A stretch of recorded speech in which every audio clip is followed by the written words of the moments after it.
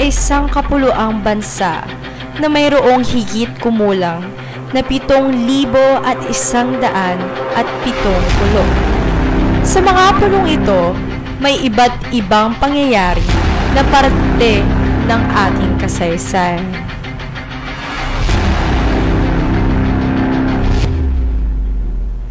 Makikita ninyo ang isang storya ng kabayanihan, isang kwento tungkol kay General Gregorio del Pilar, isang batang general sa Philippine Revolutionary Forces noong revolusyon at ang digmaan sa pagitan ng Pilipinas at Amerika.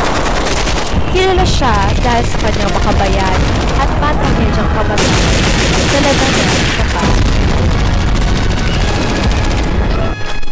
Sa pagtakas ni Pangulong Aguinaldo sa mabunduking lupain, nakabantay ang mga Pilipinong sundalo na hawak ni General Gregorio del Pilar na siyang mayroong kaalaman sa lupain ng Pasong Tirad.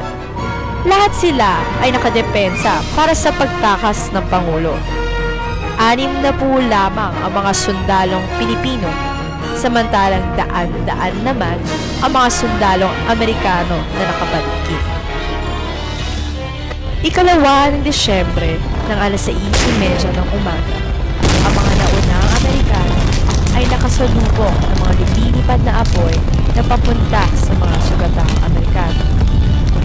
Sa halip na sugurin, ginawa nila magpadala ng mga tauhang magagaling sa paglaban.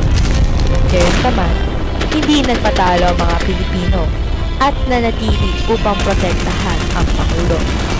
Sa tulong ng lokal na taong nayon na si Honorio Gaku, isa pang grupo ng mga Amerikano ang nakaakyat upang mapatumba ang mga Pilipino.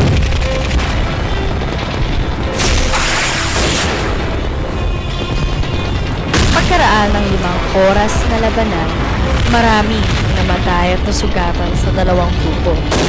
Kahit na mas marami pa ang mga sundalong Amerikano, ang mga Pilipino pa rin ang nagtagumpay dahil naitakas nila ang Pangulo.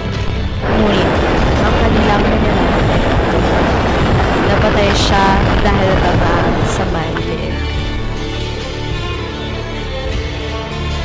Makalipas ang ilang araw, nakita ang katawan at nilibing ni Lieutenant Dennis Kinley ang general.